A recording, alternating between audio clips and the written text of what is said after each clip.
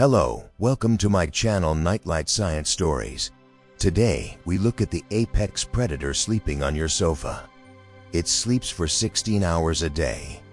It demands food with a specific cry. It judges your every move. But unlike the dog, which humans actively bred to serve as hunters or guards, the cat is a biological anomaly. It is the only animal in history that decided to domesticate itself. It walked out of the wild and into our homes, not as a servant, but as a silent partner.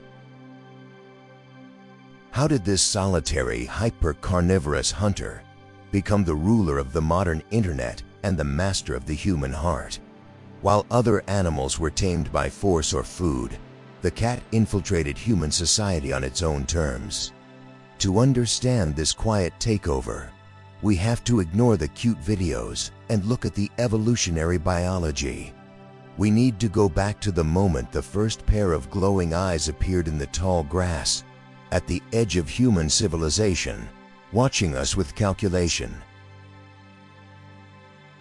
Here is the most shocking scientific fact about our feline companions. Genetically, your house cat is almost identical to that ancient wild ancestor. If you take a modern dog and release it into the wild, it struggles to survive. But if you release a pampered house cat, it instantly reverts to being a perfect apex predator. They haven't changed because they didn't need to. Evolution created a design so perfect that it required almost no modification for thousands of years. They are effectively wild animals that have learned to tolerate our presence for the sake of comfort. They are not domesticated in the same way as cattle or canines. Their predatory instincts are not removed. They are just dormant, waiting for a moth to fly by or a laser pointer to move.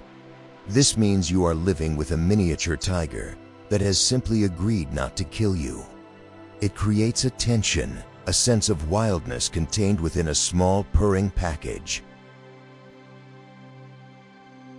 To understand this takeover, we must travel back 10,000 years to the Fertile Crescent. Humans had just invented agriculture.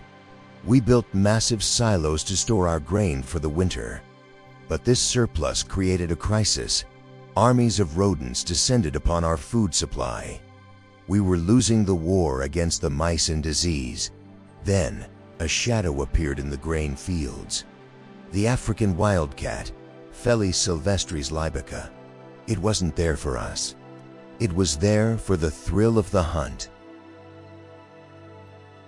We didn't invite them in. They invited themselves to the feast. This was a relationship built on pure utility.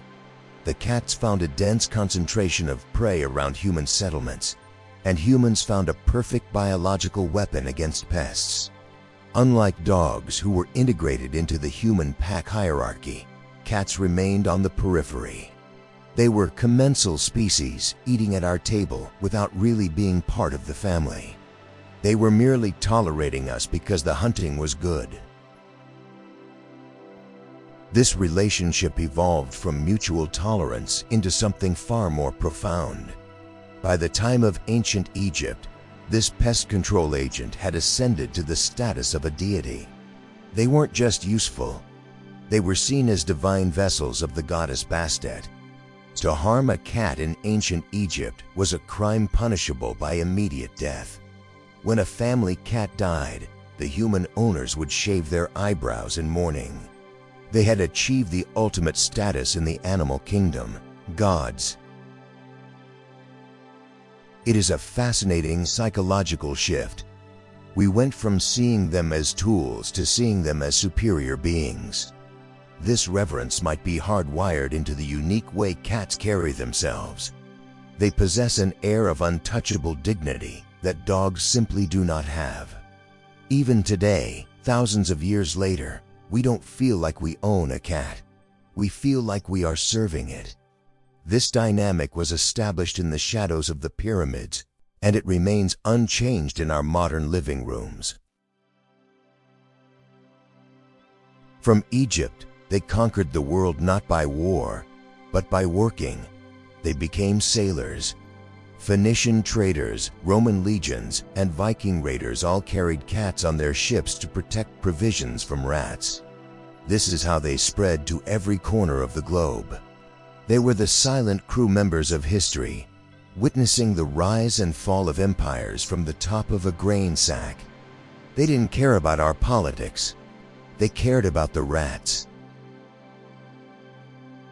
But their history with humans wasn't always a love story. As Europe descended into the Dark Ages, the Church began to view their independence and nocturnal nature with suspicion. The glowing eyes that were once divine became symbols of the devil. In the 13th century, Pope Gregory IX issued a decree associating cats with witchcraft. This led to a mass extermination that would have horrific consequences for humanity. By killing the cats, medieval Europe destroyed its only defense against the rat population. The rat numbers exploded, carrying the fleas that spread the Black Death. It is a grim irony of history. By persecuting the cat, humanity almost wiped itself out. The plague killed millions, a tragedy that might have been mitigated if the guardians of the grain had been left alive. It was a brutal lesson in the balance of nature. The cat eventually returned to favor, not through apology, but through necessity. We simply couldn't survive without them. By the Victorian era, the image shifted again. They moved from the barn to the parlor. The cat show was invented, and selective breeding began to create the variety of breeds we see today. But beneath the fluffy Persian fur or the sleek Siamese coat, the biological engine remained unchanged. Today, they are the most popular pet in the world. But do we really know them? We project human emotions onto them. When they bring us a dead mouse, we think it's a gift. When they need our laps, we think it's love. But biologically, these behaviors are rooted in instinct. The gift might be an attempt to teach us how to hunt, assuming we are terrible predators. The kneading is a remnant of kittenhood, stimulating milk flow. We are living with a creature that operates on a completely different operating system. They are crepuscular, active at dawn and dusk. They are obligate carnivores, meaning they must eat meat to survive. They are solitary hunters forced into a social environment, and yet it works. The bond between human and cat is one of the most successful interspecies partnerships in the history of life on Earth. Their physical design is a masterpiece of engineering. A cat has more bones in its body than a human, mostly in its tail and spine, allowing for liquid-like flexibility. They can jump 6 times their height from a standing start. They can rotate their ears 180 degrees independently to pinpoint a sound. They are, pound for pound, one of the most efficient hunters nature has ever produced.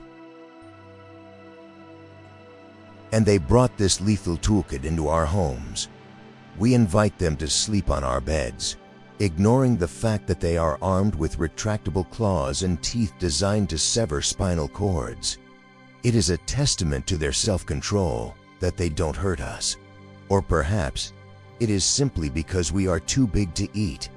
They have calculated that we are more valuable as servants than as prey. But there is a final twist to this domestication story.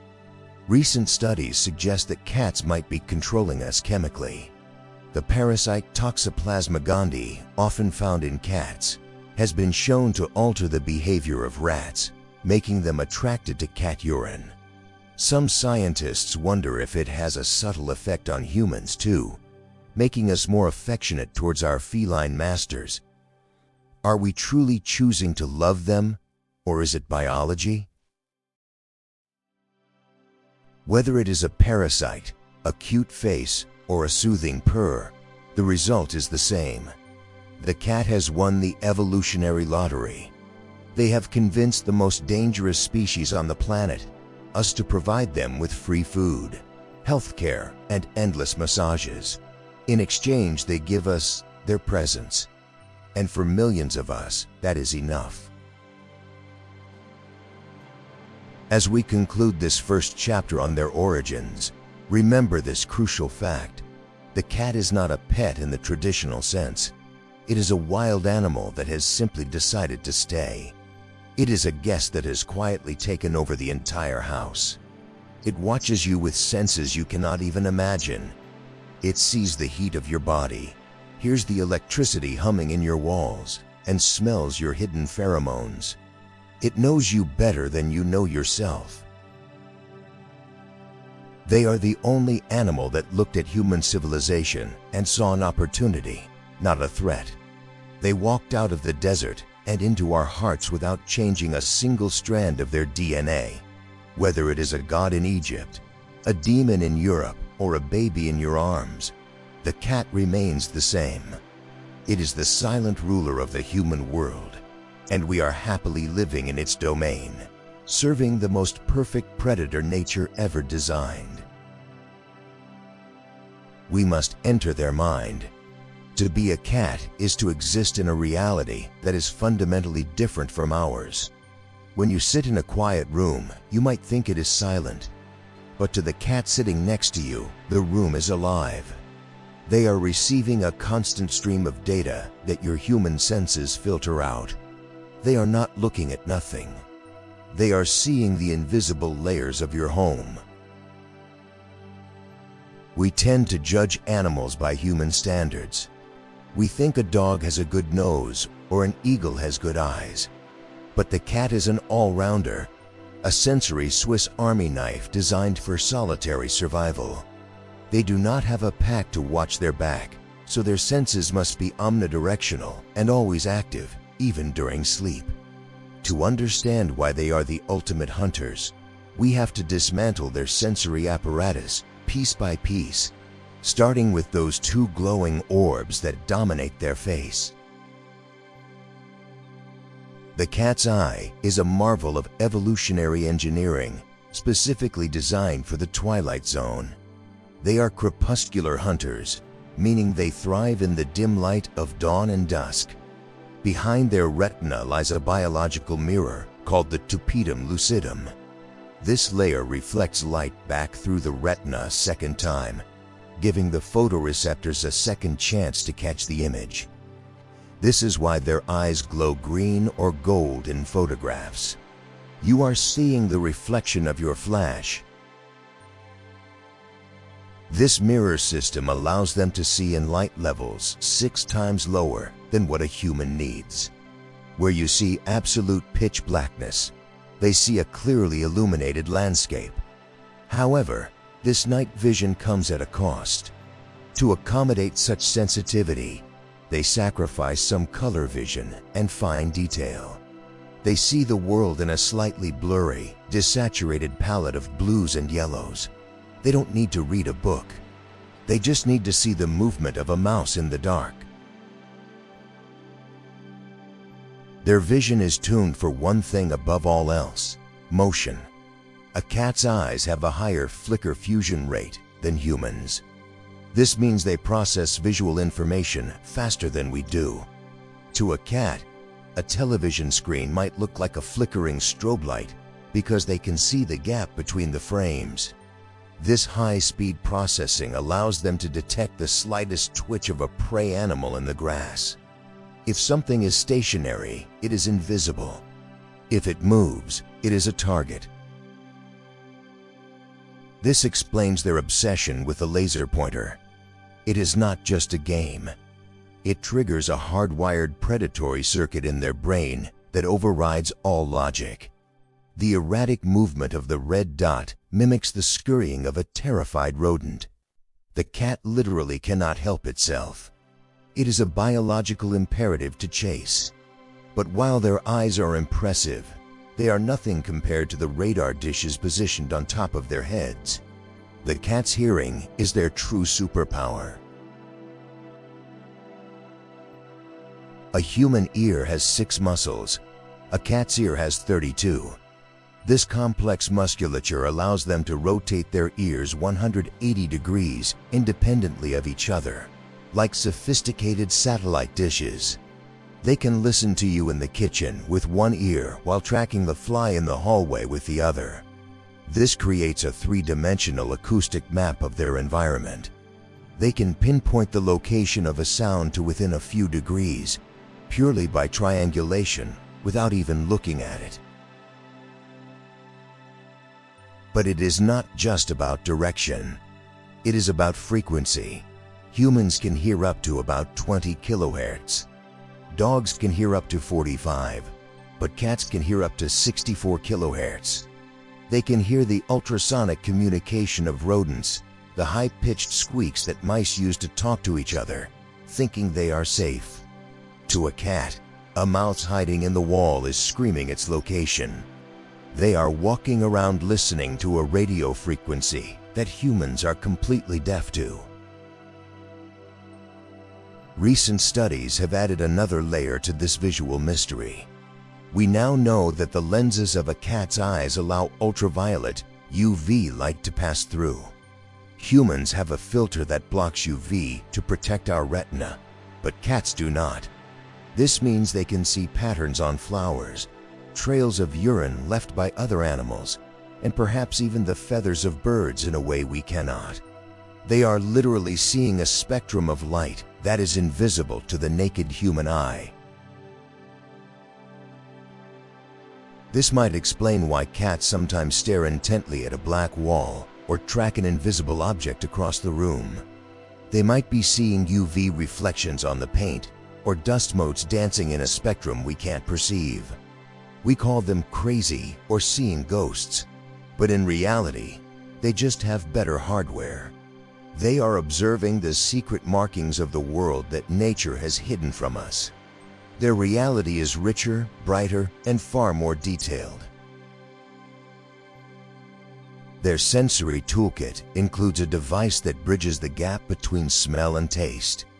Located on the roof of their mouth, behind the front teeth, is the Jacobson's organ, or vomeronasal organ. Have you ever seen a cat smell something intensely and then leave its mouth open with a strange, sneering expression? They are not disgusted. They are performing the Flehmen response. They are trapping the scent particles and pushing them up into the special organ. This organ allows them to taste the air. It is primarily used to detect pheromones, chemical messages left by other cats. By doing this, a cat can tell the gender, health, and reproductive status of another cat that walked by hours ago. It is a chemical communication network, a biological internet where they leave status updates on fence posts and car tires. They are reading the invisible biography of every animal in the neighborhood. Then there are the whiskers, or vibrissae. These are not just hairs. They are deeply embedded touch sensors connected directly to the nervous system. They are so sensitive that they can detect changes in air currents. A cat doesn't need to touch an object to know it's there. They can feel the air flowing around it. This allows them to navigate through a cluttered room in absolute pitch darkness without bumping into a single vase. The whiskers are exactly the width of the cat's body. They act as a physical ruler. If the whiskers fit through a hole, the cat knows its body will fit too.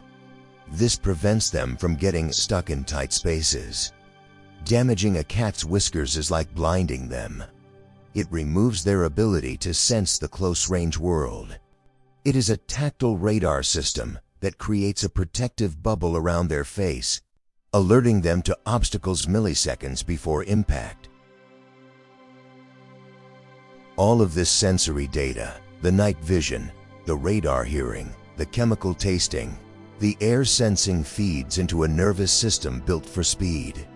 The average human reaction time is about 250 milliseconds. A cat's reaction time is roughly 20 to 70 milliseconds. They can process a threat and react to it before your brain has even registered that something is happening. This is why you will never win a slap hands game with a cat. This speed is evolutionary protection against snakes. In the wild, cats are both predators and prey. To hunt a snake, you must be faster than the snake's strike, and cats are. Their reflexes are honed by millions of years of survival against venomous reptiles. Every time your cat swats a toy out of the air with lazy precision, you are witnessing a biological weapon designed to kill faster than the eye can see. Even when they sleep, this sensory machine never fully shuts down. You may notice your cat's ears rotating towards a sound even while their eyes are closed. Their brain enters a unique state called unihemispheric slow-wave sleep, where they can rest one half of the brain while the other remains alert. They are micro-napping, always ready to launch from 0 to full speed in a heartbeat. There is no boot-up sequence for a cat. This constant state of readiness is exhausting, which explains why they sleep so much. Running a sensory array of this magnitude consumes a massive amount of energy. They are not lazy. They are recharging a high-performance battery. They are conserving calories for that one explosive moment of the hunt. It is a life of extreme stillness punctuated by extreme violence. So the creature sitting on your lap is not just a ball of fur. It is a walking observatory. It sees the UV patterns on your clothes, hears the heartbeat of the mouse in the wall, tastes the pheromones in the air, and feels the pressure of the wind with its face. It is experiencing a symphony of data that you are completely deaf and blind to.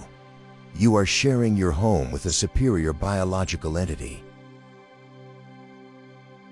We have explored how they see and how they hunt, but there is one mechanism in the cat's body that is perhaps the most mysterious of all.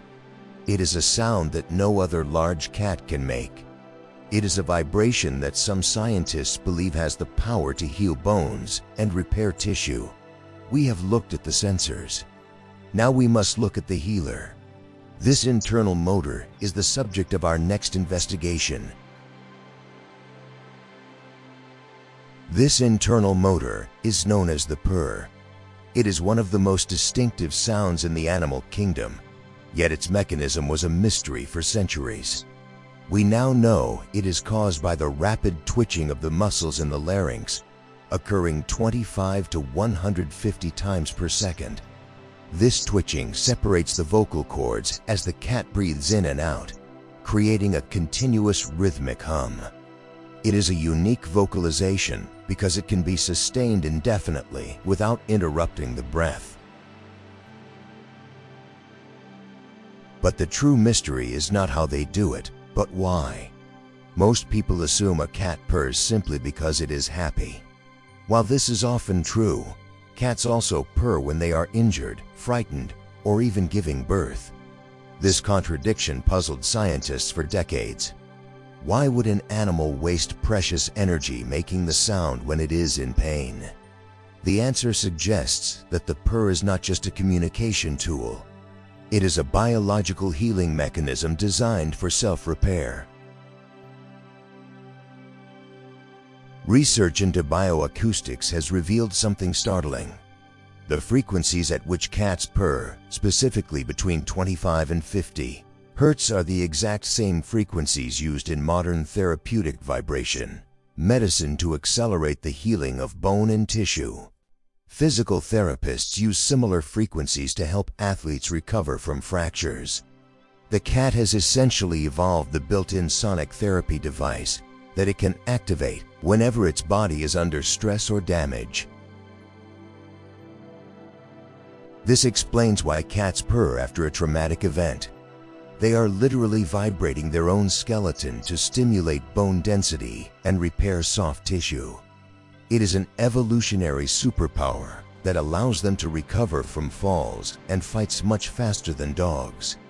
There is an old veterinary adage: if you put a cat and a bunch of broken bones in the same room, the bones will heal.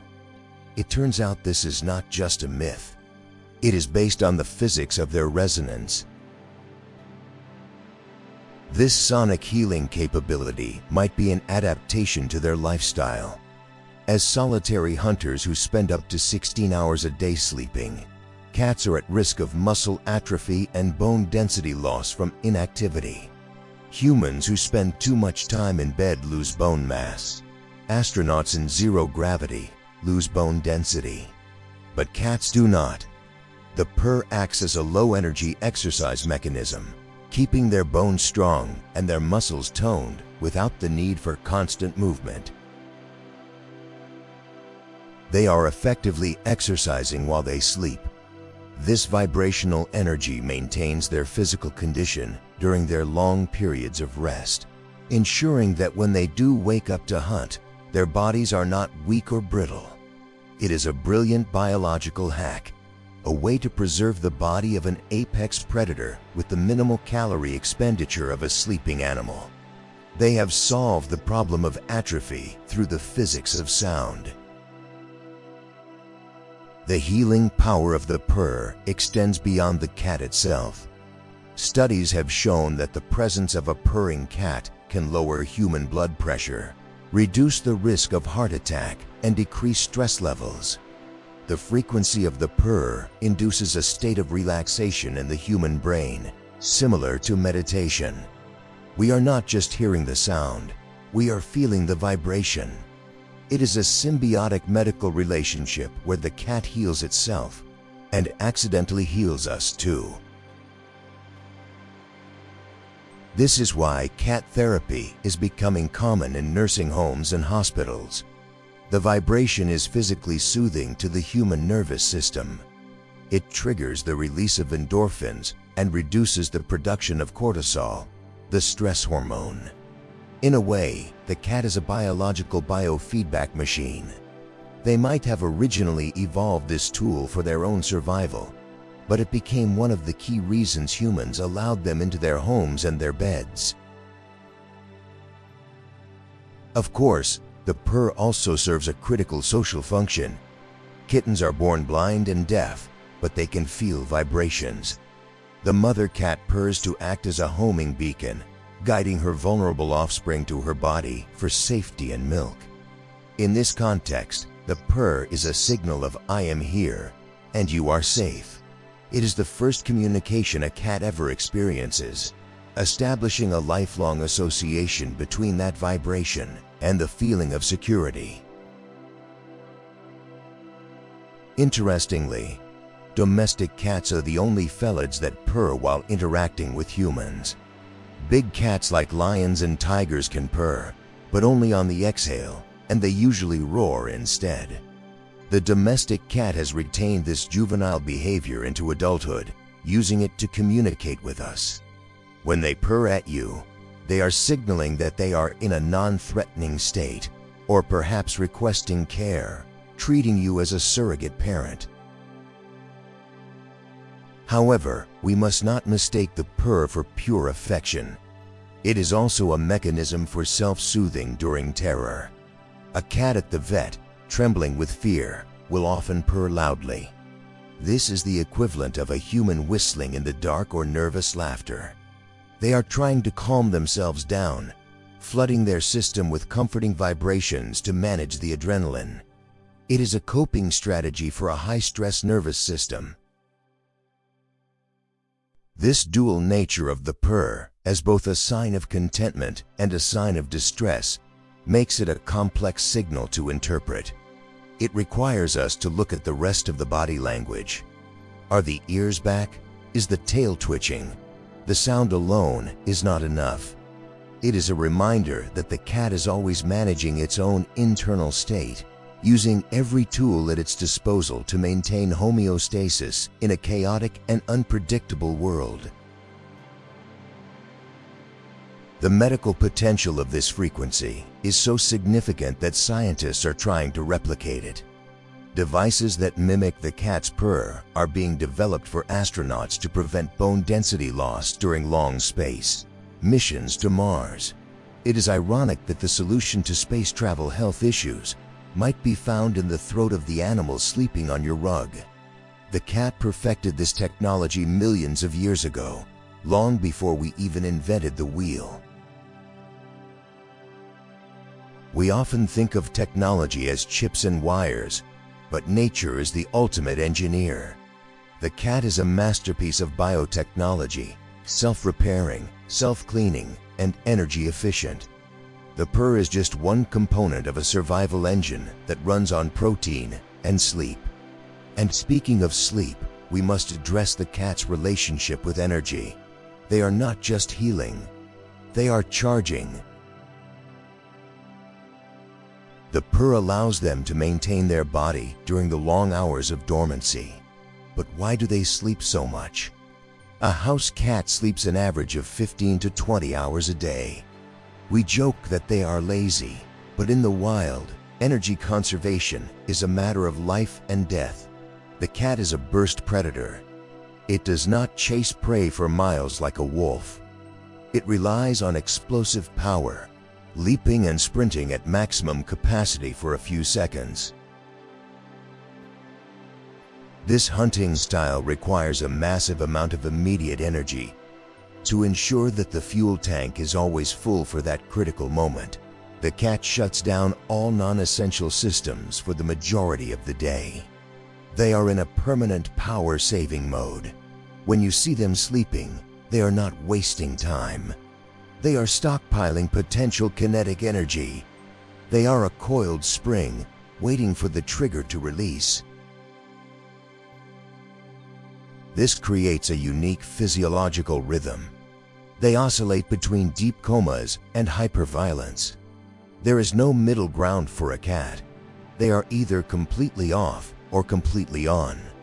This binary existence is confusing to humans, who live in a constant state of moderate activity. We expect them to play on our schedule, but they are governed by an ancient circadian rhythm that has nothing to do with our 9-to-5 workday. And this brings us to the moment when the battery is full. The sun goes down, the house goes quiet, and suddenly, the sleepy creature transforms. The pupils dilate, the tail begins to twitch, and the stored energy demands release. The healing vibration stops, and the hunting software activates. The silent observer becomes the chaotic agent of the night. You know this phenomenon well. You are drifting off to sleep when you hear the thundering of paws. The cat is sprinting from room to room, attacking invisible enemies, scaling furniture, and defying gravity. We call it the Zoomies, but scientifically, it is something much more specific. It is the release of the frenetic random activity periods, FRAPs. It is the predator waking up inside the pet. The internal healing motor has done its job. The bones are strong, the muscles are rested, and the senses are sharpened to their peak. The sun has set, which means the world now belongs to them. The cute companion has left the building, and the Twilight hunter has taken its place. It is time to explore the dark side of their biological clock. The phenomena is technically known as frenetic random activity periods, or FRAPs. To you, it looks like possession. Your cat stares at an invisible demon, dilates its pupils until they are black voids, and then explodes into motion. It banks off the sofa, scrambles up the curtains, and drifts around the corners on a hardwood floor. It is comedy to us, but to the cat, it is a serious biological drill. They are revving their engine to ensure peak performance. This behavior usually happens at dawn or dusk. This is because cats are not strictly nocturnal, as many believe. They are crepuscular. Their biological clock is hardwired to the rising and setting of the sun. This is the precise window when their natural prey birds and rodents are most active. The Zoomies are a sympathetic vibration with the waking world of the wild. Even in a secure apartment, their blood sings with the ancient rhythm of the hunt. Being crepuscular means they exist in the margins. They are neither creatures of the bright day nor the deep night. They own the transition. This is why your cat might sleep heavily all afternoon and then walk across your face at 5 a.m. They are not trying to be annoying. They are waking up for work. Their work is to patrol their territory and neutralize threats that the daylight world is too blind to see. It is a schedule written in their DNA. This rhythm dictates their metabolism. They eat small meals frequently because in the wild, they would catch 10 small mice a day, not one giant deer. This is why they beg for food constantly. Their biology expects a constant stream of small, protein-rich snacks. When we feed them 1 or 2 big meals a day, we are fighting against millions of years of evolutionary programming. We are forcing the hunter to live like a scavenger. Even their play is just a simulation of murder. When a cat chases a laser pointer or bats a feathered toy, it is executing a specific sequence: stalk, pounce, capture, and kill. Watch closely when they play. They rarely just run at the toy. They freeze. They lower their bodies to the ground. They become liquid. This is the ambush predator strategy. They are not built for marathon running. They are built for the singular, explosive moment of the strike. This brings us to the famous butt wiggle. Before a pounce, a cat will often wiggle its hindquarters. This is not excitement. It is physics. They are testing the traction of the ground beneath their back feet. They are making sure the surface is solid enough to support the massive kinetic force they are about to unleash. It is a final equipment check before the launch. If the footing slips, the hunt fails. They are calibrating their launch pad. Once they launch, the play turns into practice for the kill. You may have noticed that cats often play with their food. A house cat might catch a cockroach or a mouse and bat it around for minutes before killing it. This looks like cruelty to human eyes, a sadistic game played by a bored torturer. But biologically, it is a safety mechanism. The most dangerous place for a predator is close to the mouth of its prey. A bitten rat can infect a cat. By batting the prey around, the cat is tiring it out.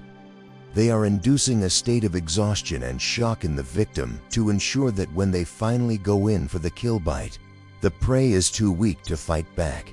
It is a risk assessment strategy.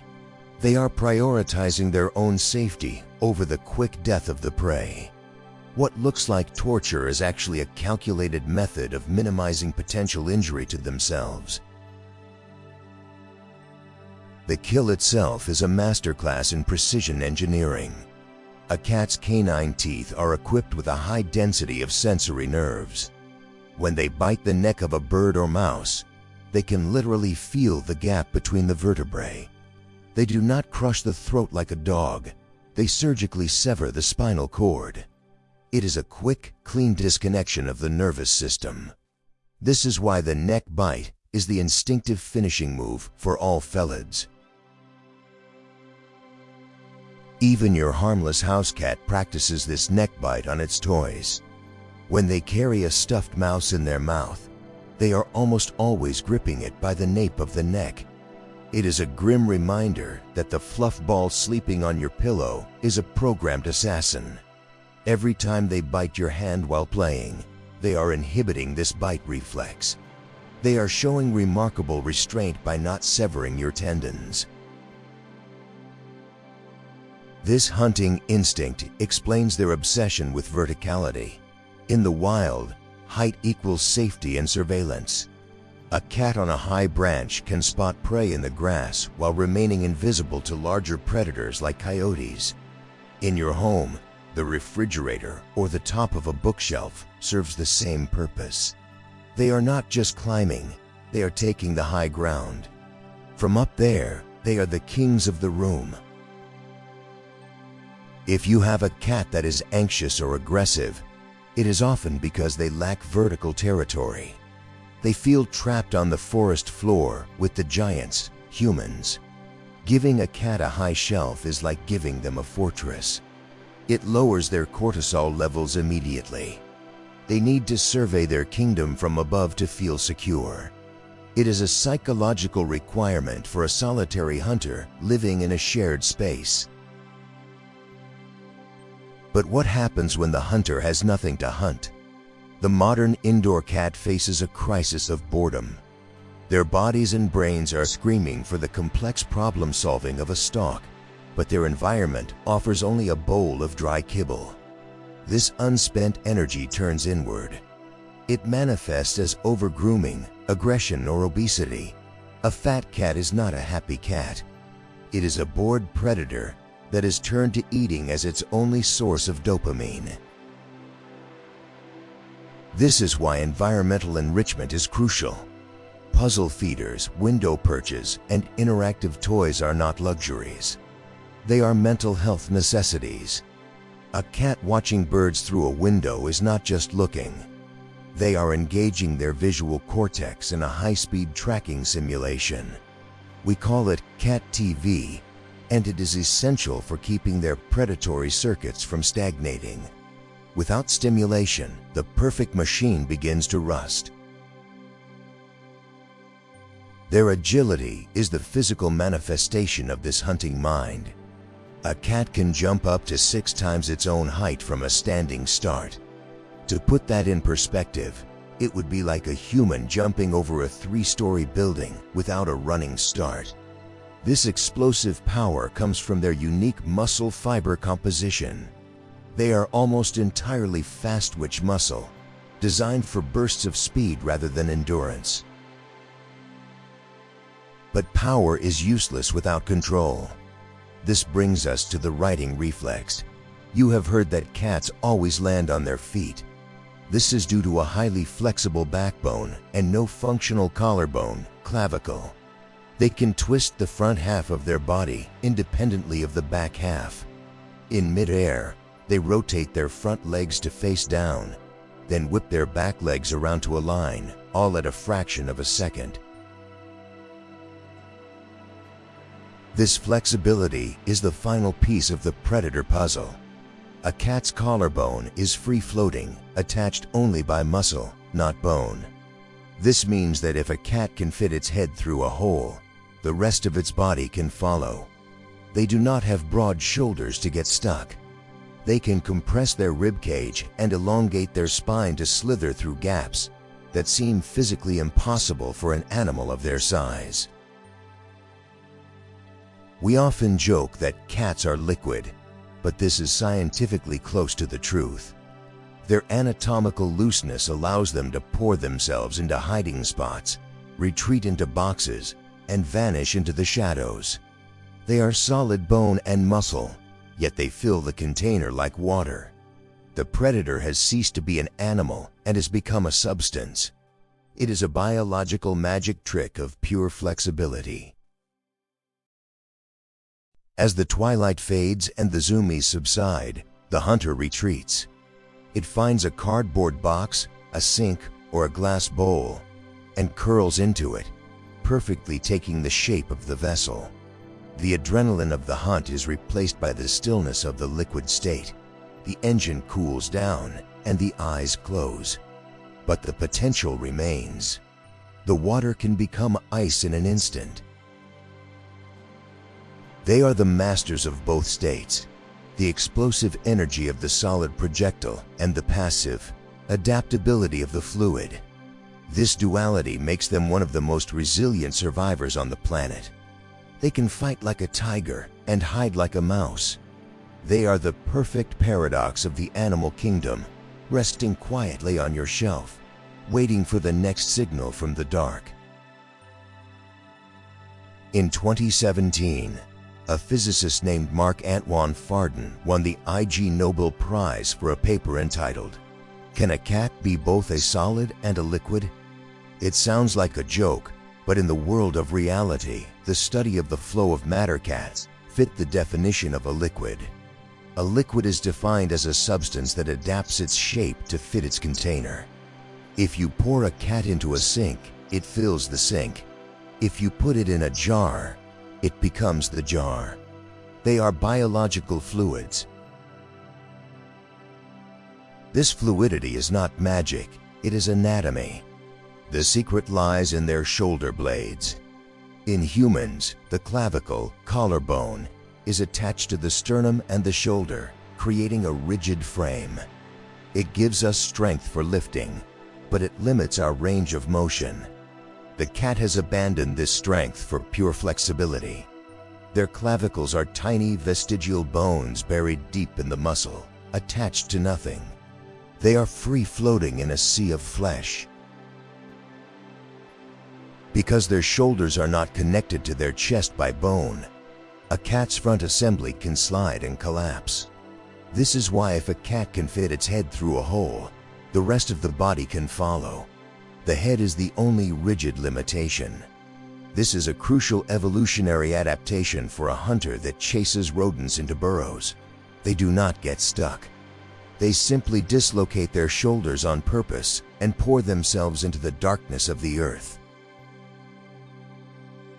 This anatomical looseness also serves as a shock absorber. When a cat lands from a high jump, the impact is not transferred directly to a rigid skeletal frame, which would snap. Instead, the muscles and the floating shoulders absorb the energy, compressing like high-performance suspension springs. They can withstand impact forces that would shatter human legs. But even more impressive than how they land is how they survive the fall itself. The cat riding reflex is a defiance of physics. Drop a cat upside down and it lands on its feet. For centuries, this baffled scientists because it seemed to violate the law of conservation of angular momentum. You cannot spin without pushing off something. Yet, the cat spins in midair with nothing to push against. They achieve this by bending their spine in half and rotating the front and back distinctly, like a pepper grinder. It is a complex aerial ballet. First, the cat pulls its front legs in close to reduce inertia, spinning the front half quickly. Simultaneously, it extends its back legs to slow the rotation of the rear. Then, it switches, front legs extend, back legs tuck. This counter-rotation allows them to flip 180 degrees in less time than it takes to blink. They are using their own body mass as a fulcrum to twist against, effectively pushing off themselves. But what happens if the fall is too high? This brings us to high-rise syndrome. Surprisingly, studies showed that cats often survive falls from higher floors, better than falls from medium floors. This is due to terminal velocity. Once a cat hits maximum falling speed, about 60 miles per hour, their vestibular system stops panicking. They relax. They realize they are no longer accelerating, and they instinctively change their falling posture. At this point, the cat spreads its legs out wide, stretching the loose skin between its limbs. They essentially turn themselves into a parachute or a flying squirrel. This increases air resistance and slows their descent. Upon impact, that relaxed liquid state distributes the force across the entire body rather than snapping the limbs. It is not a guarantee of survival, but it is a biological safety net that allows them to walk away from death. The tail acts as the rudder during these maneuvers. It is an extension of the spine, containing nearly 10% of the cat's bones. While a dog uses its tail for communication, a cat uses it for counterbalance. Watch a cat walking along a narrow fence. If it tips to the left, the tail swings hard to the right. It is dynamic stabilization. In a fall, the tail rotates to help align the hips for landing, ensuring the feet are always pointing down. The spinal mastery extends to their obsession with boxes. Why does a predator love a cardboard prison? It is partly about security. A box provides cover on 3 sides, forcing any threat to enter the cat's field of view. But it is also about thermodynamics. The thermoneutral zone for a cat is between 86 and 97 degrees Fahrenheit. That is roughly 20 degrees hotter than your average house. They are constantly freezing in our air-conditioned world. Cardboard is an excellent insulator. By curling into a tight ball inside a small box, the cat traps its own body heat, creating a microclimate that hits that perfect tropical temperature. They are not just playing, they are building a sauna. Their flexible spine allows them to curl into a perfect circle, minimizing surface area exposed to the cold air. The liquid nature of their body helps them fill the voids of the box to prevent heat loss. This need for heat explains why they sit on your laptop keyboard or lie in that one patch of sunlight on the rug. They are solar panels made of fur.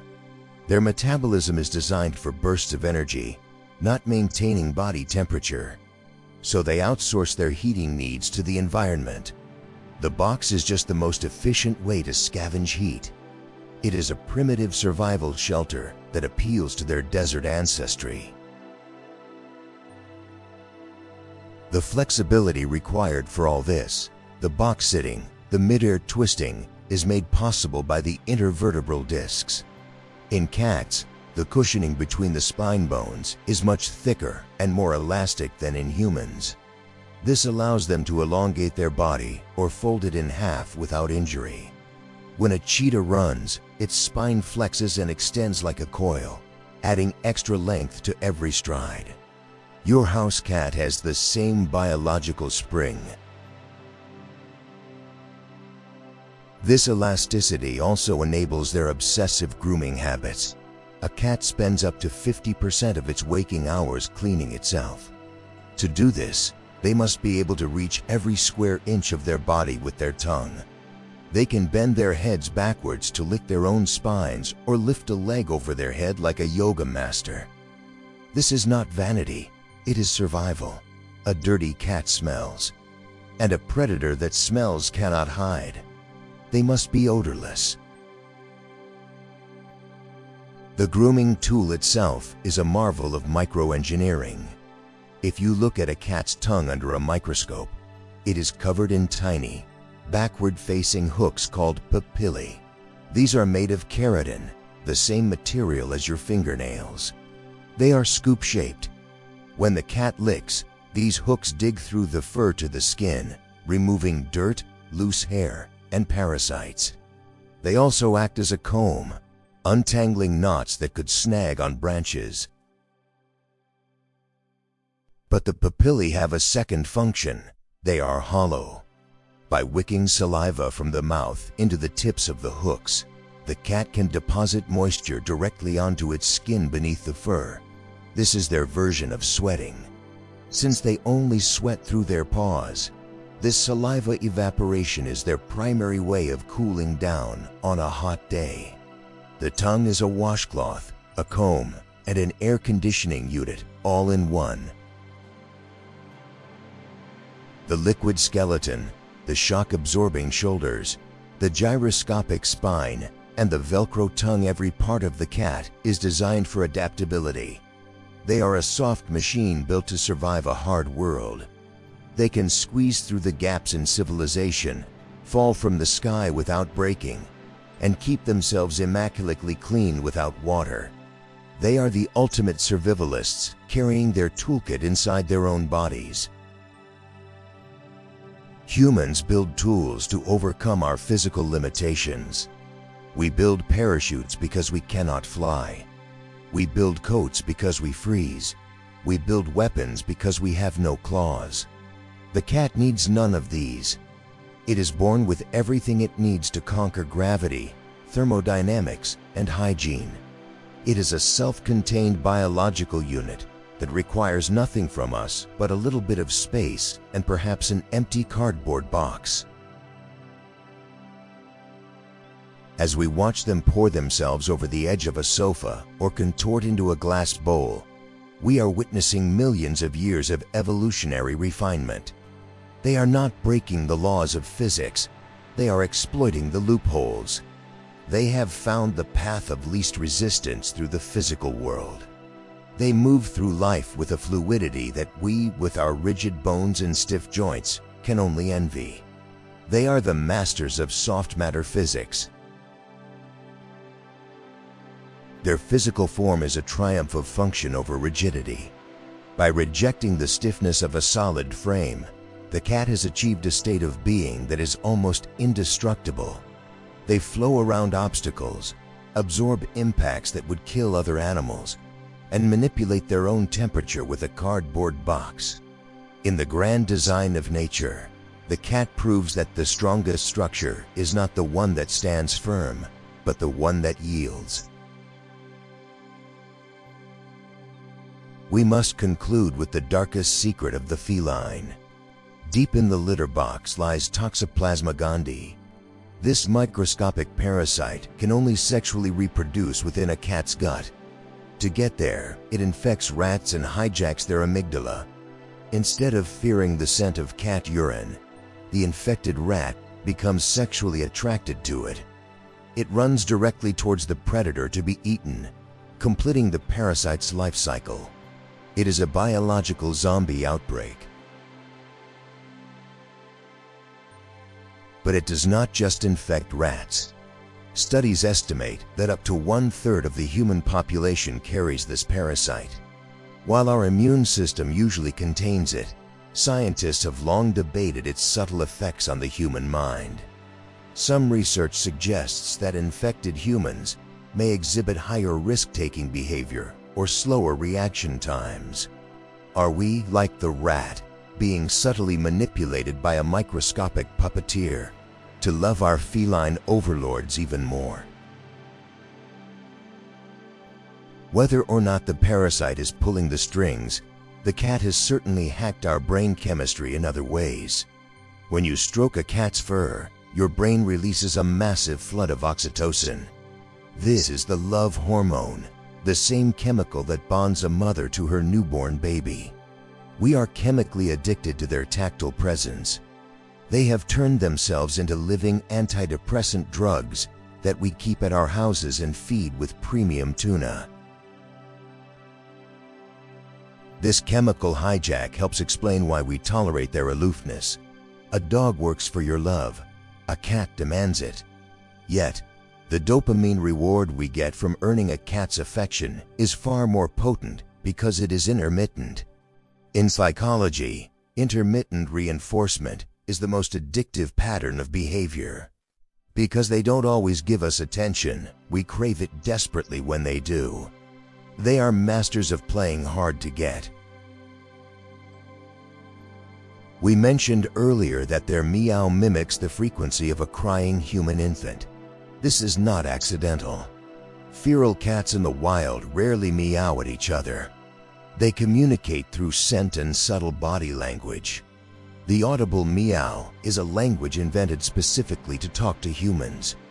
Over thousands of years, they trial and error tested vocalizations until they found the precise pitch that triggers our inescapable nurturing instinct.